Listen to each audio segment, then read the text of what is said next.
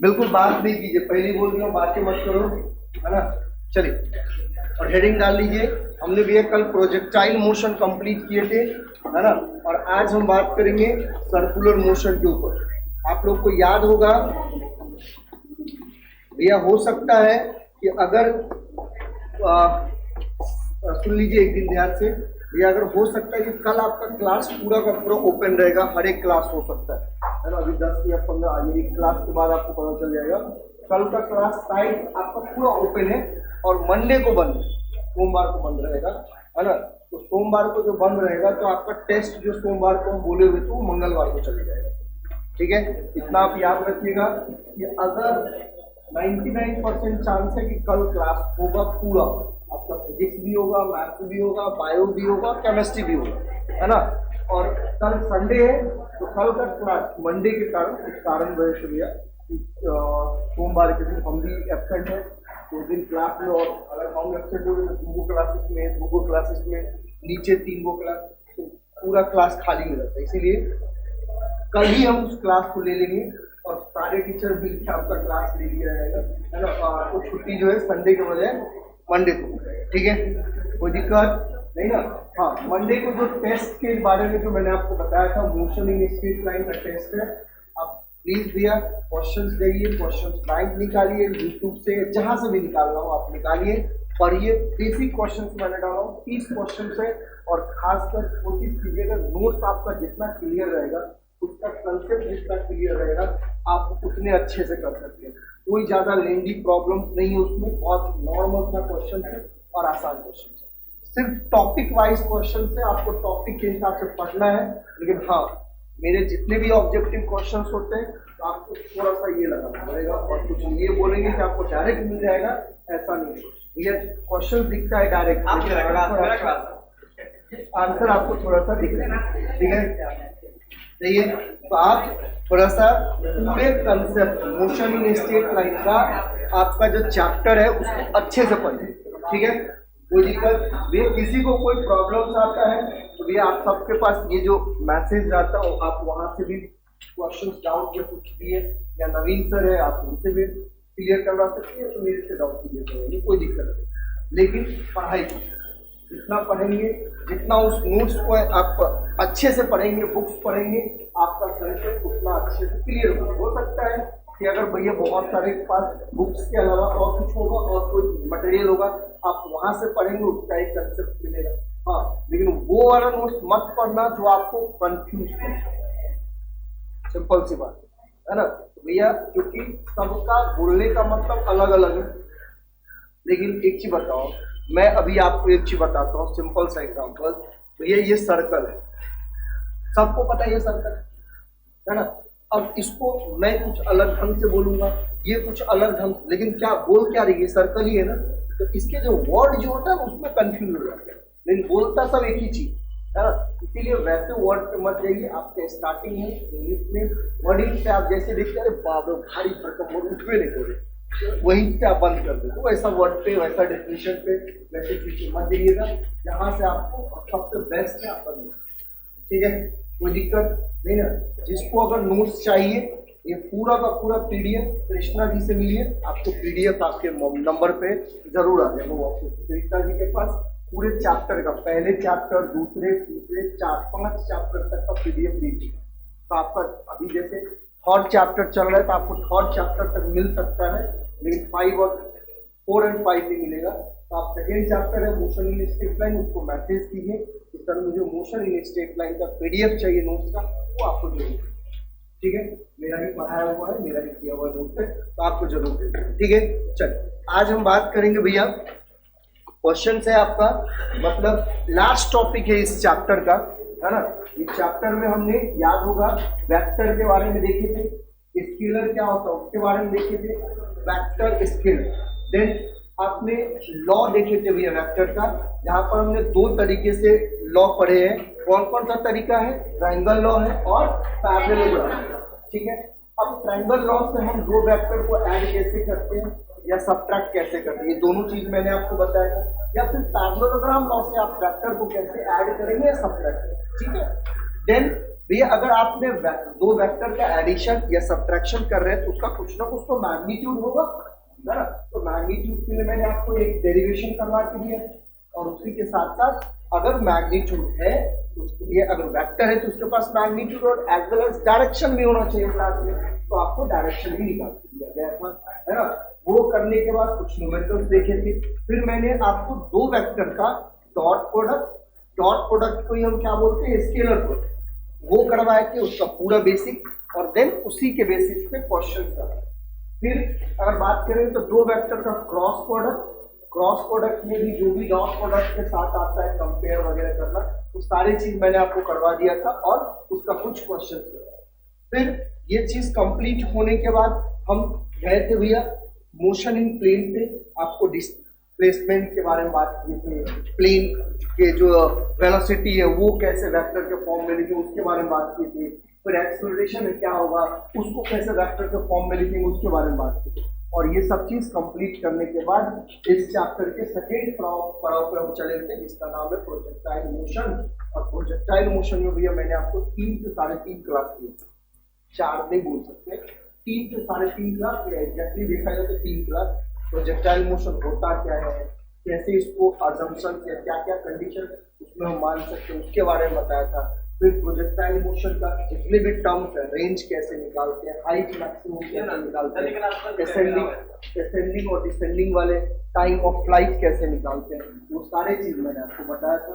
और देन कल देखा जाए तो मैंने उसके ऊपर आपको 3-4 या न्यूमेरिकल्स कराया, ठीक है। तो ये आप न्यूमेरिकल्स भी आपको कहीं दूसरे बुक से भी मिलता है, आप उसको प्लीज सॉल्व कीजिए, है ना। न्यूमेरिकल्स से डरिएगा नहीं, पूरे मैथ्स है, जैसे आप 9-10 में मैथमेटिक्स सॉल्व करते हैं वैसा एक न्यूमेरिकल है, सिर्फ एक ही चीज है, न्यूमेरिकल्स बहुत आसान होता है, बस उसका लैंग्वेज नहीं समझ में आता है, बस एक ही दिक्कत है ना। और लैंग्वेज अगर भैया आप देखो ध्यान से, सिंपल सी बात है, एक कहावत है भैया, कभी भी किसी चीज से हार नहीं मानना चाहिए भैया, कोशिश करना चाहिए, है ना। एक आपने देखे होंगे सिकंदर ने ही जो इंडिया पे 17 बार किया था ना, 16 बार तो फेल हो चुका था, 17वां बार जाके वो आक्रमण कर लिया, लूट के लिए गया, याद है ना भैया। उन्होंने क्या किया, 16 और 17 बार तक किया, तो भैया आप एक बार में क्यों थक जाते हैं, पढ़िए ना उसको 18 बार, जिसमें क्या दिक्कत है, ऑटोमेटिक एक ऐसा आएगा, ये बोलेगा अरे नहीं अब इसको समझना ही है, ऑटोमेटिक समझ जाओगे। फिर भी दिक्कत है कोई इंग्लिश के वर्ड का कुछ का, वही मेरे पास हम बताएंगे, लेकिन सॉल्व कीजिए, पढ़िएगा तब आनंद आता है, नहीं पढ़िएगा ऐसे चौराहे बुआ से खाना चाहिए तो कोई आनंद नहीं, ठीक है। चल हेडिंग डालेंगे भैया, आपका लास्ट टॉपिक है इसमें, फिर देखो फिर बातें करने लगे, अभी इतने अच्छे से समझाया। चलिए हेडिंग डाल लीजिए, circular motion.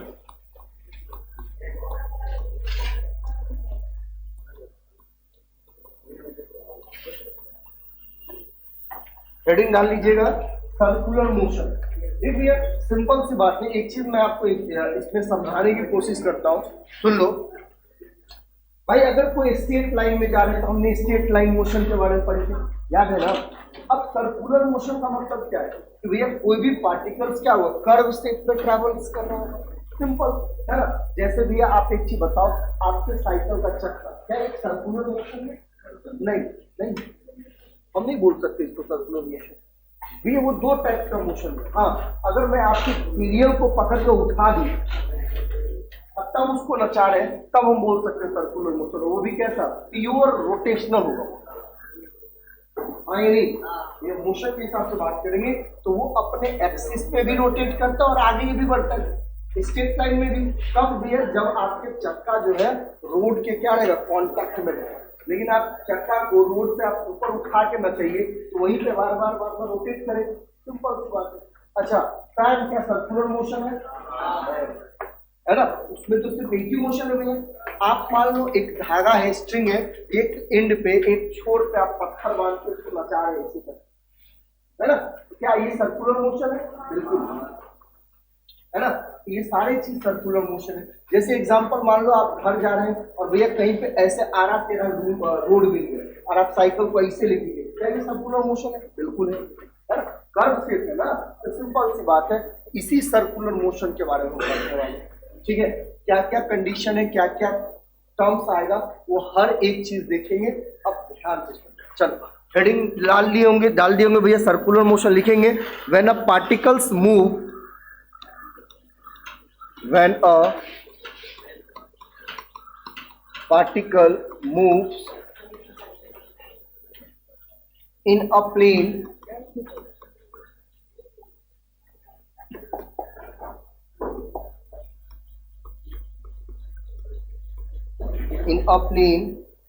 such that its distance from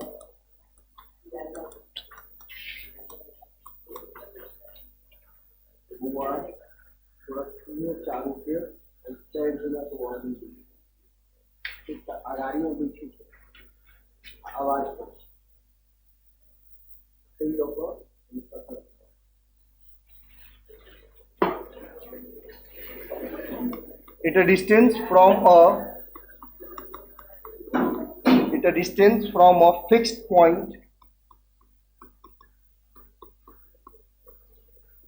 remains constant,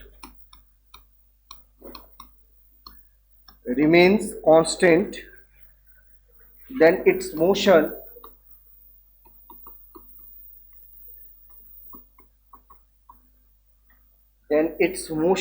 is called as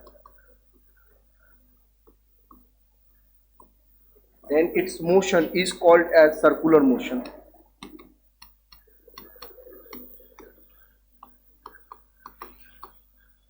Then its motion is called as circular motion with respect to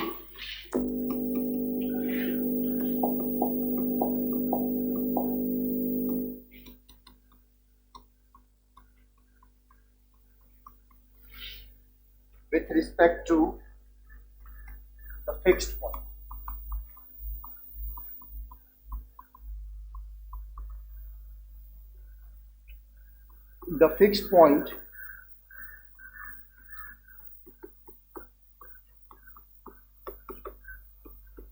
The fixed point is called center.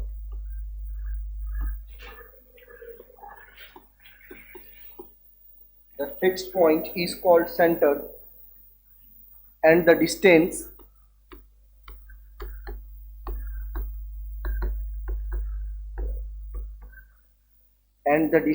is called radius of circular.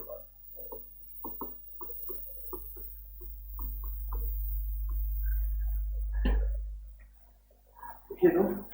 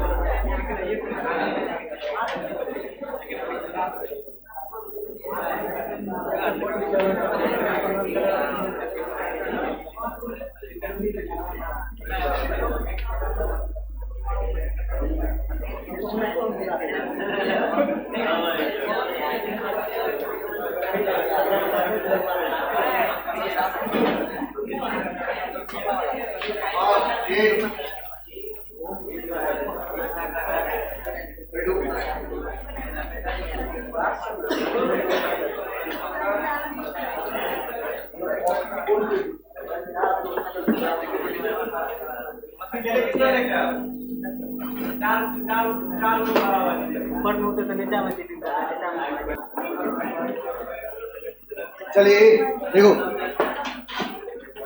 ये उसके लिए भी एक technique होता है। हम 4 room में बिठा के दिखा रहे थे, वो लोग चोरी कर देंगे, हिम्मत को 4 रूम में अलग अलग 4 रूम में अकेला रहेंगे, बताते कैसे चोरी करते। तो एक के ऊपर तो पीछना है, बाद में सब 100 साल चलिए देखिए इधर देखो भैया, यहाँ पर क्या वेन ऑफ पार्टिकल्स है, सुन लीजिए इधर भैया, वेन ऑफ पार्टिकल्स है मूव्स इन अ सर्कुलर, हाँ देखिए भैया, सर्कुलर मोशन में मैंने आपको क्या बताया कि जब कोई पार्टिकल्स को मूव करेंगे किस में भैया, किसी प्लेन में, किसमें मूव करवाएंगे आप, किसी प्लेन में मूव करा। प्लेन का मतलब समझ गया ना, मैंने आपको बताया था जैसे एक्स वाई प्लेन होगा, वाई जेड प्लेन होगा, है ना, जेड एक्स प्लेन होगा, 3 अलग अलग टाइप के एक्सिस का प्लेन है।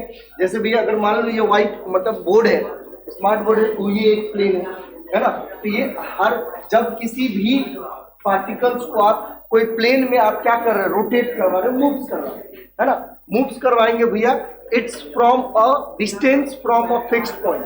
कहने का मतलब ये है, सुन लो ध्यान से, देखो भाई साहब, अगर मैं यहां पर बात करूं तो देखिए ध्यान से, अगर मैं यहां पर बात करूं तो क्या ये एक मोशन होगा, सुन लीजिए ध्यान से, इधर देख लो भैया, ये कंडीशन क्या कहलाएगा, ये इसका फिक्स्ड पॉइंट कहलाएगा, है ना। अब इस फिक्स पॉइंट से जो सर्कमफ्रेंस है, यहाँ पर देखो, यहाँ से यहाँ तक का डिस्टेंस, यही क्या कहलाता है, रेडियस है।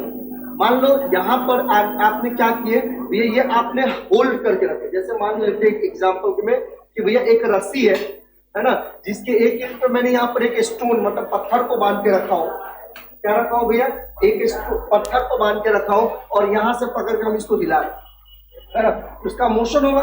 अब देखिए, जब भी जिस वेलोसिटी से वो मूव करेगा भैया, वेलोसिटी क्या होता है, टेंजेंशियली एक्ट करेगा। अरे हाँ या नहीं, क्या करेगा, टेंजेंशियली एक्ट करेगा ना।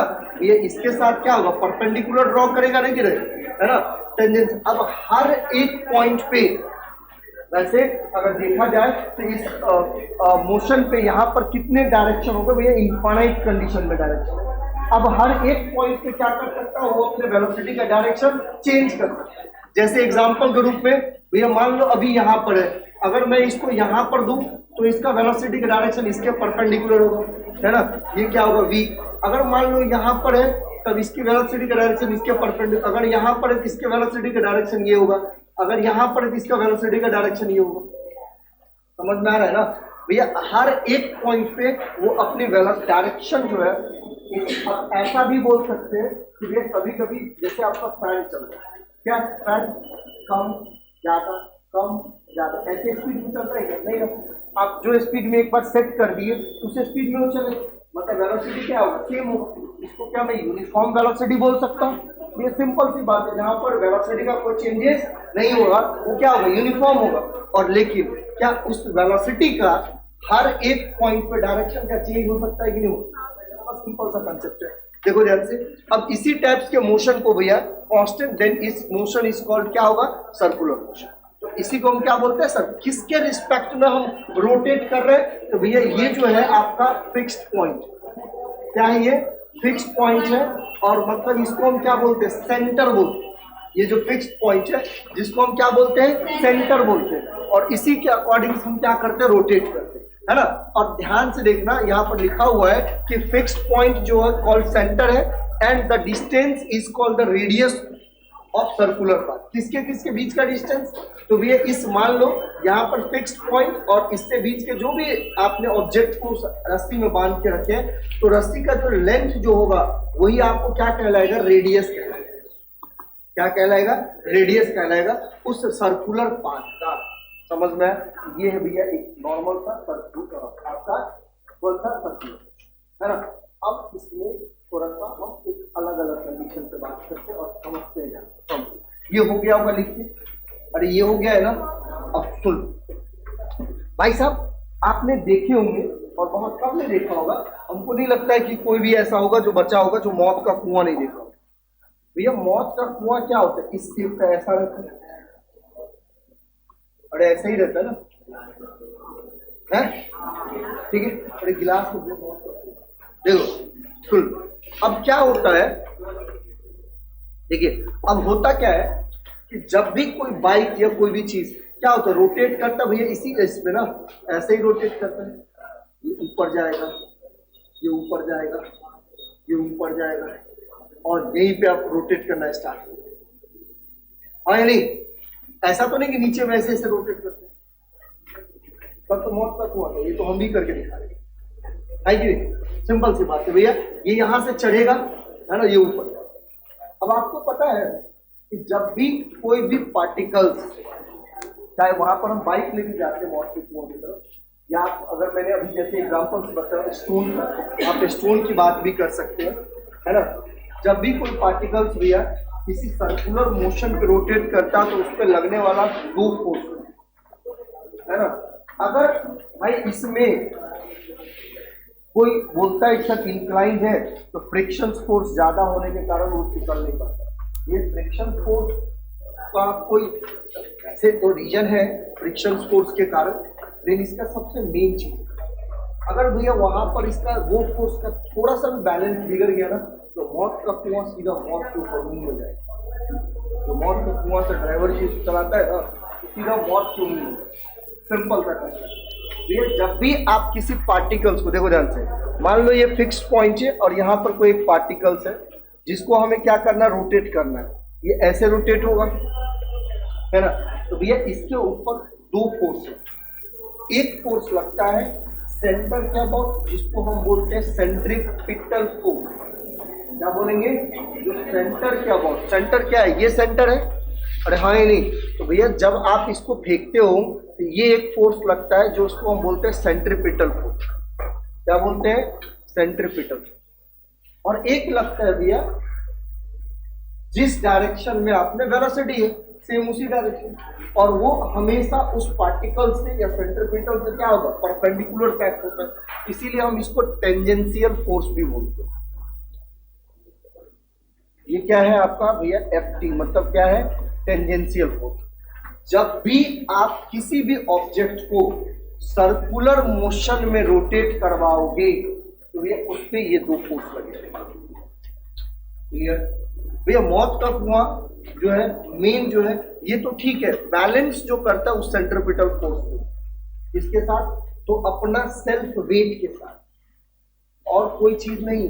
सेल्फ वेट आपको यकीन नहीं होगा, इसके आगे जाके हम पढ़ेंगे। जब मैंने आप ये क्या बोलते हैं साइड फोर्स वाले चैप्टर में ही जब मैं आपको लिफ्ट के केसेस के बारे में पढ़ाऊंगा, तब आपको पता चलेगा एग्जैक्टली आपका सेल्फ वेट कम और ज्यादा कब होगा।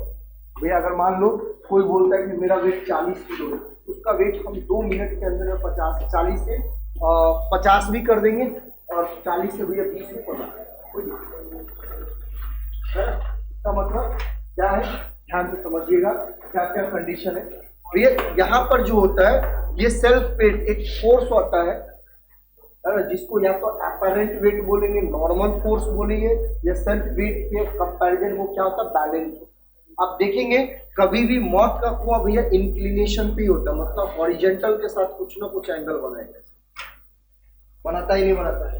अगर भैया इसको बोल सीधा खड़ा करने के लिए है हिम्मत तो चला के करेगा, ऐसी बात है। इस दीवार पे चला के दिखा तब मजा आता है। अगर वो दीवार पे चला देगा ना भैया तो सेंट्रीपिटल फोर्स बैलेंस नहीं हो पाता, सडनली गिर जाए, है ना। कोई स्पाइडर मैन तो है नहीं कि चिपक जाए यहाँ पे, है ना। तो भैया फिजिक्स का बहुत सारा चीज है। आप कभी भी मेला जाते हो तो बस आनंद ले लिए, घूम गए, चिल्ली मुड़ी कचरी खा लिए, लेकिन सोचते नहीं हो ये झूला पैसा क्यों हो रहा है, ये क्यों फिजिक्स। आप टावर झूला झूले होंगे, वो भी हम पढ़ाएंगे आपको फिजिक्स है। नाव वाला झूला झूले होंगे, उसके बच्चे लेके जाता है, वो भी एक फिजिक्स है। मौत का कुआं देखे, वो भी एक, हाँ ब्रेक, ये ब्रेक डांस को बोल, वो भी देखो, वो जो प्लेट है जो रोटेट करता है, भैया ब्रेक डांस में आपको क्या लगता है, दो मोशन है उसमें, एक तरीके से देखा जाए तो आप जिस पर बैठे रहते हो वो तीन मोशन, लेकिन रोटेट करता है किसको, सिर्फ एक ही वो चीज, किस चीज को, तो नीचे में लगा हुआ प्लेट, बाद बाकी तो वो स्प्रिंग बॉल बेयरिंग से कनेक्टेड है, और उसी को बोल दे मौत का कुआं का पूरा मजा किरकिरा नहीं जाएगा। ये प्लेट को ऐसे इंक्लाइन लेके चलता है, आप कभी भी देखेंगे प्लेट ऐसे रहे, उसको बोले सीधा रखने के लिए, तो मौत का कुआं खत्म है, नहीं रख पाएगा सीधा। आप जब ऐसे रहते हैं ना तो क्या होता है, वहां पर फोर्स लगा के आपको लगता है कि अरे यहाँ से सीधा भाग जाते हैं, तो वो आप पे जो लगने वाला फोर्स है उसके कारण होता है। मौत का कुआं भैया नीचे प्लेट को घुमाता है, आप जिस कार में बैठे रहते उसको नहीं घुमाता है, और वो कार जिस लीवर के साथ कनेक्ट करता है उसको भी नहीं घुमाता, समझ गए ना, वो चीज है। अब जैसे आप आते हो, सिंपल सी बात है, ऐसे गया हाइट पे है, वो सीधा आपका वजन ज्यादा फेंक देगा ऊपर ले जाके, फिर वो उससे जाके उधर फेंक देता है, एक तो रोटेट वहां पर भी फोर्स बहुत इंपॉर्टेंट है ना। ये सारे चीजें ब्रेक डांस हो, मतलब मेला में जितने भी टाइप का झूला है सब फिजिक्स है, ठीक है। तो भैया अभी थोड़ा सा हम इसके बारे में देखेंगे, नोट्स करके आप लिखिएगा, और मैं इतने अच्छे से और हिंदी में लिखवा देता हूँ आपको, जिससे कि भैया आपको कभी भी भूलेंगे। रिसेंटली ये सब चीज भूल जाते हैं लोग, सुन लो, चलिए हाँ एक नोट करके लिख दीजिए भैया, बातें नहीं भाई, नोट करके लिखना, NOTE नोट करके लिखना।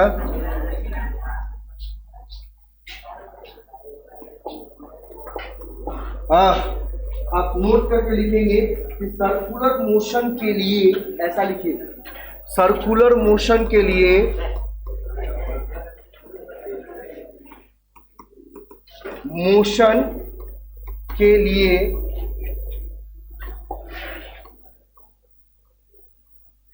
सर्कुलर मोशन के लिए हाँ लिखो ना, सेंटर की ओर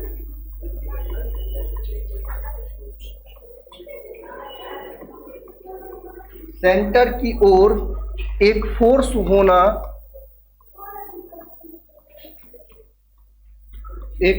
होना जरूरी है।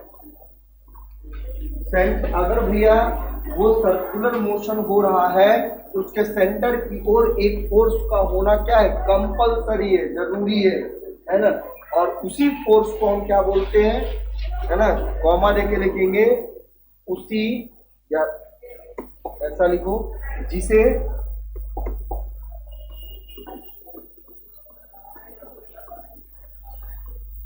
सेंट्रीपिटल फोर्स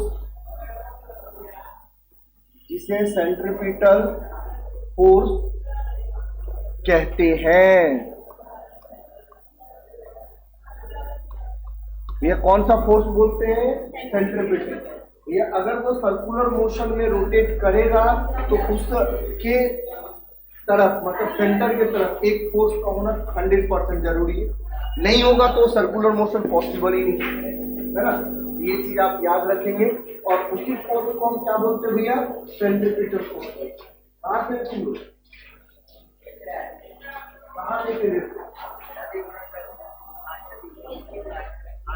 पहला दिन है,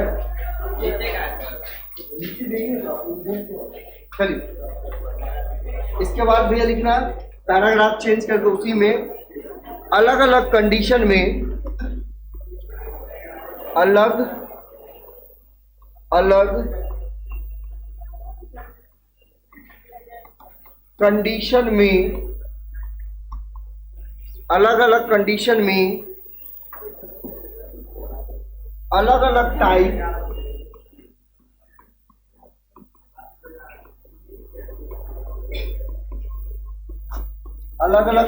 में अलग अलग टाइप के फोर्स, जैसे कि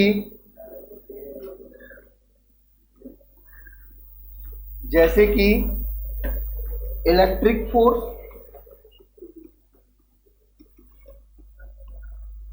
कॉमा मैग्नेटिक फोर्स,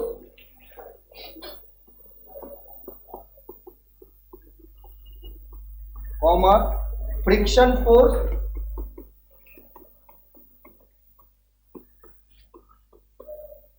है ना, कॉमा रिएक्शन फोर्स,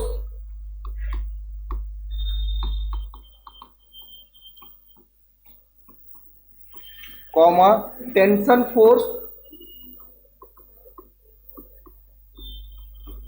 ETC।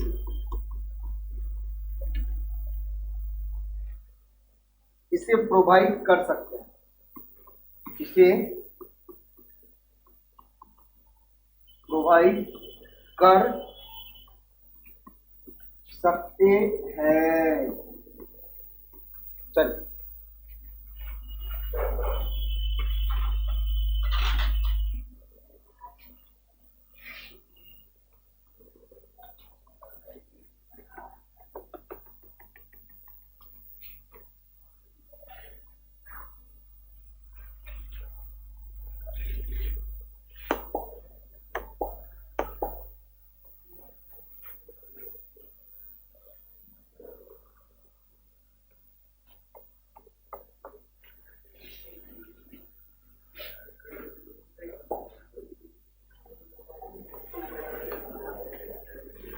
बातें नहीं करो।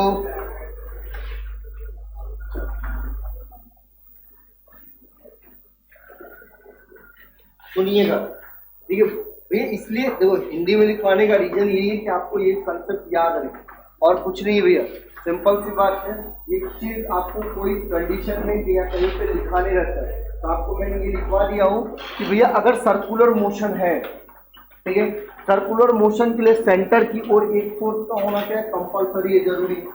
और जिसे उसी फोर्स, जो फोर्स सेंटर के अकॉर्डिंग लग रहा है, उसी को हम क्या बोलते हैं, सेंट्रीपिटल फोर्स बोलते हैं भैया। मौत का कुआं आपका सेंट्रीपिटल फोर्स की वजह से क्या होता है भैया, सस्टेन है। अगर सेंट्रीपिटल फोर्स अनबैलेंस हुआ, गया राम नाम, है ना। तो ये चीज आपको ये करना पड़ेगा। तो सर्कुलर मोशन के लिए आपका क्या होगा, सेंटर की ओर एक फोर्स लगेगा, और सेंटर की ओर फोर्स जो लगेगा उसी को हम क्या बोलते हैं, सेंट्रीपिटल। अब देखो भाई, वैसे अगर देखा जाए तो आप अलग अलग कंडीशन में अलग अलग टाइप्स के फोर्स होते हैं, है ना। जैसे आपको मैंने बताया इलेक्ट्रिक फोर्स, तो भैया इलेक्ट्रिक फोर्स दो चार्ज के बीच लगने वाला फोर्स है ना। और वहां पर इलेक्ट्रॉन मतलब चार्ज को भैया रोटेट करता है, आगे जाके आप पढ़ेंगे, तो वहां पर भी एक सेंट्रीपिटल फोर्स लगता है। मैग्नेटिक फोर्स, भैया मैग्नेटिक फील्ड में कोई चार्ज पार्टिकल्स को आप रोटेट करवाते हैं तो भी वहां पर भी एक फोर्स लगता है। इसका फ्रिक्शन फोर्स, फ्रिक्शन सबको पता होगा, फ्रिक्शन फोर्स पता है ना भैया, घर्षण बोलते हैं भैया, घर्षण, है ना। तो फ्रिक्शन फोर्स, रिएक्शन फोर्स, इसी को आप नॉर्मल फोर्स भी बोलते हैं, है ना। रिएक्शन फोर्स को ही आप क्या बोलते हैं, नॉर्मल फोर्स। टेंशन, वो वाला टेंशन नहीं है जो आप लोग को मिलता है, बात करना छोड़ दिया तो, है ना, तो वो टेंशन मत लीजिएगा, वो टेंशन फोर्स नहीं है भैया। वो भैया टेंशन फोर्स का मतलब ये है, इधर देखिए, टेंशन फोर्स का मतलब ये है, जब जैसे आप टग ऑफ वॉर समझ लो भैया, जब रस्सी में अगर कोई भी चीज है, सपोज मान लो, देखिए ध्यान से, अगर मान लो भैया एक रस्सी है, कोई भी चीज है, कोई भी एक कंडीशन है जिसको मैं यहाँ पर फिक्स करके रखा हूँ, यहाँ पर मैं फिक्स करके रखा हूँ, और इसके दूसरे एंड पे भैया आप क्या करते हैं, कोई वजन को लटका देते हो, तो क्या इसके अंदर एक फोर्स आता है कि नहीं आता, है ना। तो ये फोर्स जो आता है, उसी फोर्स को जो भैया कोई स्ट्रिंग में या किसी भी टाइप का मेटल में है, जैसे आप एग्जाम्पल करो, देखो ये कैमरा लटका हुआ है यहाँ पर, अब देखो कितने एक रॉड से रखता हूँ, ये कुछ ना कुछ तो मास होगा इस कैमरा का, है ना। तो उस पर लग रहा होगा, अब उसके अपोजिट डायरेक्शन में कौन सा फोर्स लगेगा, टेंशन फोर्स लगेगा। सिंपल सी बात है। आप देखिए फैन लटका हुआ है रॉड के साथ, तो फैन का भी कुछ वेट होगा, वो नीचे लगता है, तो टेंशन फोर्स क्या बताएगा, ऊपर, तभी तो बैलेंस कर पा रहा है ना। तो ये कंडीशन है भैया। अगर मान लो इसके अंदर कितना mg फोर्स लग रहा है, इसको बैलेंस करने वाला कौन है, तो इस रॉड पे लगने वाला कौन सा होगा, टेंशन फोर्स, है ना। ये टेंशन फोर्स की बात कर रहा था। जैसे एग्जांपल में मैंने आपको बताया, जब आप किसी रस्सी में एक इंच पे पत्थर को और एक इंच से आप क्या कर रहे हैं, इसको रोटेट करवाएंगे, तो भैया उसके अंदर तो लगने वाला फोर्स क्या होगा, टेंशन ही होगा ना। तो उस कंडीशन है। तो इन सारे फोर्स में भैया हम क्या कर सकते हैं, इसको यूज कर सकते हैं, प्रोवाइड। क्लियर यहाँ तक में। तो ये चीज है आपका जो कुछ नोट्स में था, आप याद रखेंगे। सर्कुलर मोशन अगर होना है तो भैया उसके सेंटर की तरफ एक फोर्स का होना कंपलसरी है ना। और उस फोर्स को हम क्या बोलते हैं, सेंट्रीपिटल फोर्स बोलते हैं। ठीक है, कोई दिक्कत नहीं ना। चलिए जल्दी करेंगे यहाँ तक। क्लियर है यहाँ तक में। अरे हाँ या नहीं। अगला लिखेंगे भैया, इसके बाद लिखेंगे अगला टॉपिक है आपका, देखिए अगला एंगुलर डिस्प्लेसमेंट।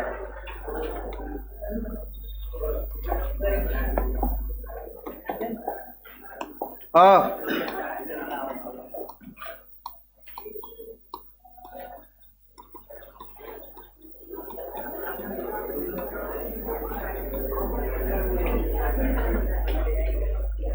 ये एंगुलर डिस्प्लेसमेंट, एंगुलर डिस्प्लेसमेंट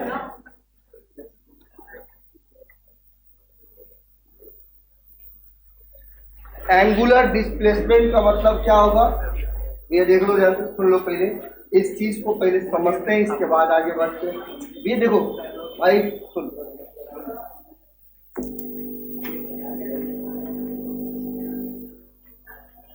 हाँ सुनो, देखो एंगुलर डिस्प्लेसमेंट के बारे में बात करें। इसके बारे में भैया आप सब जानते होंगे, यहाँ तक कि मैंने भी काम किया हूँ, ऐसा कुछ नहीं भैया, हंसना नहीं भैया। सब भैंसी उसी तो चढ़ाते होंगे।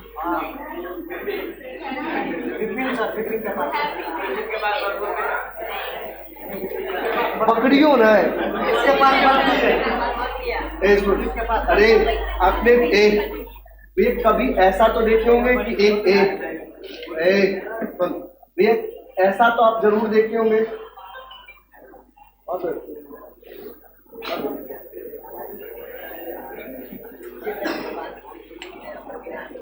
क्या चीज, कल सबको आना है, वही हम बोल दिए। हाँ हाँ, साढ़े क्लास ठीक ठीक ठीक ठीक ठीक। फिजिक्स का 60 मिनट का 20 वो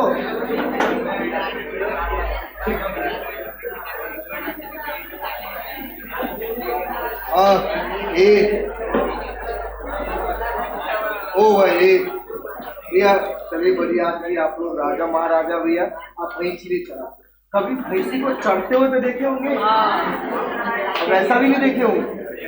सुन सुन रे भैया, सुन सुन, देखो होता क्या है, हाँ सुन, होता क्या है, जैसे एक सुन रहे भाई, मान लो ये एक खेत है, ठीक है, सुन रहे, एक खेत है जिसके अंदर भैया बहुत सारे घास लगे हुए, ठीक है। अब मैंने क्या किया कि एक कॉर्नर पे भैंसी को, भैया रस्सी को एक इंच से बांध दिया, है ना।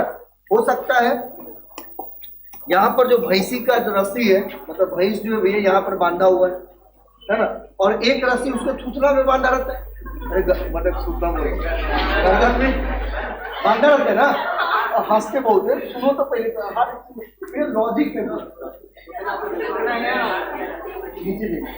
सुन लीजिए। अरे भाई, कहने का मतलब ये है मेरा, आप जब भी कभी देखो गाय है, भैंस है, या जब घास के लिए चढ़ने के लिए देते हैं ना भाई, क्या किया जाता है, एक वो खुट्टा रहता है, उसको हम गाड़ देते हैं एक एंड पे, है ना, और कुछ लंबा सा रस्सी उसके थुथरा मतलब गर्दन में बांध दिए, है ना, और छोड़ देते। सुन लो भैया, मान लो ये जो रेड कलर का पोर्शन जो दिख रहा है, क्या है, रस्सी है ना। तो क्या इतने ही बड़े रस्सी से बांधे हैं, तो क्या ये पूरे खेत का एक जैसे बांधा हुआ, क्या ये पूरे खेत का घास खा लेगा? नहीं खा पाएगा। कितना खा पाएगा देखिए। तो भैया ये यहाँ से यहाँ तक एक आर्क क्रिएट करता है। पढ़े होंगे क्लास 10th में भैया मैथ्स में, और आप लोग सीबीएसई वाले आप पढ़े होंगे सेक्टर, है ना, और इसी को हम क्या बोलते हैं भैया, आर्क। सेक्टर इंग्लिश में आर्क होता है। आप बोलते हैं ना, और एक एंगल पे क्रिएट करता है भैया, होता है ना, यहां से यहां तक का ही घास वो खा पाएगा। इसका मतलब जितना घास वो खा पाया भैया, उसी पोर्शन को हम बोलते हैं एंगुलर डिस्प्लेसमेंट। समझ में आया भैया? डिस्प्लेसमेंट का मतलब क्या है? आपने क्या पढ़े डिस्प्लेसमेंट कि दो ऐसे पॉइंट, मतलब इनिशियल और फाइनल पॉइंट के बीच का जो सबसे छोटा दूरी होगा वही डिस्प्लेसमेंट कहलाता है। ये छोटा लेंथ होगा वही डिस्प्लेसमेंट कहलाता है। लेकिन भैया हम एंगुलर की बात करते हैं, एंगुलर मतलब एंगल से रिलेटेड की बात कर रहे हैं, है ना? तो देखिए, अगर मैं यहां से यहां तक की बात कर रहा हूं तो ये पोर्शन क्या होगा, जितना भी हम कवर कर रहे हैं ये क्या होगा, एंगुलर डिस्प्लेसमेंट। मतलब ये जो थीटा जो कहलाता है हमारा, ये क्या कहलाता है भैया, एंगुलर डिस्प्लेसमेंट। अब याद आ गई, अब देखो, अब सबको याद रहेगा एंगुलर। अरे सर भैंस के थूथना बते है ना, तो ये चीज आप याद रखेंगे भैया, ये है एंगुलर डिस्प्लेसमेंट। समझ में आया? अरे समझा? जिसको हम किससे रिप्रेजेंट करते भैया, थीटा। किससे रिप्रेजेंट करेंगे, थीटा से। तो यही चीज हम लिखवा रहे थे, हेडिंग डाल दिए।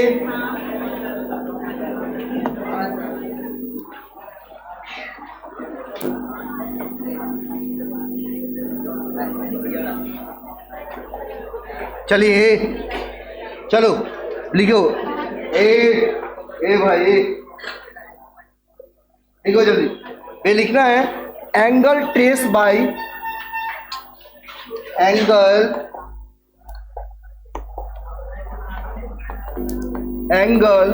Trace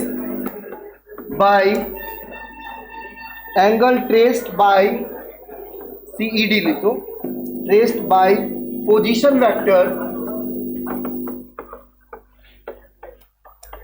traced by position vector of a particle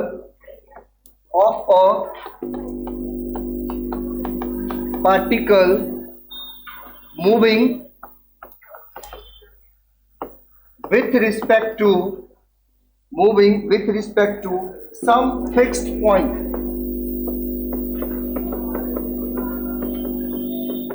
Some fixed point is called angular displacement.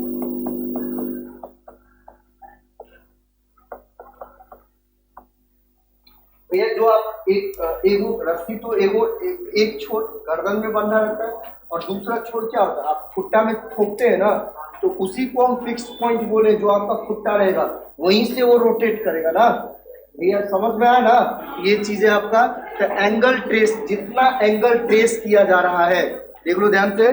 जैसे अगर मैं बात करूं,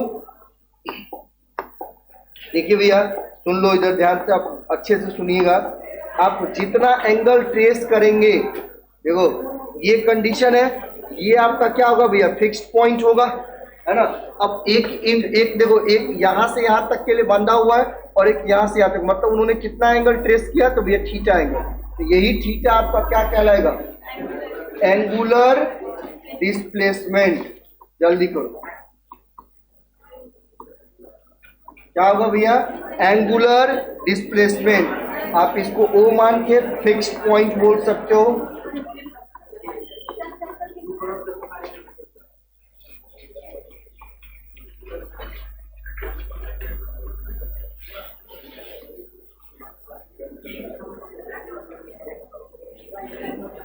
हमारे क्लास में बहुत जल्दी कोई ना कोई एगो मारता है, स्टार्टिंग मेरे हाथ से ही होगा पक्का।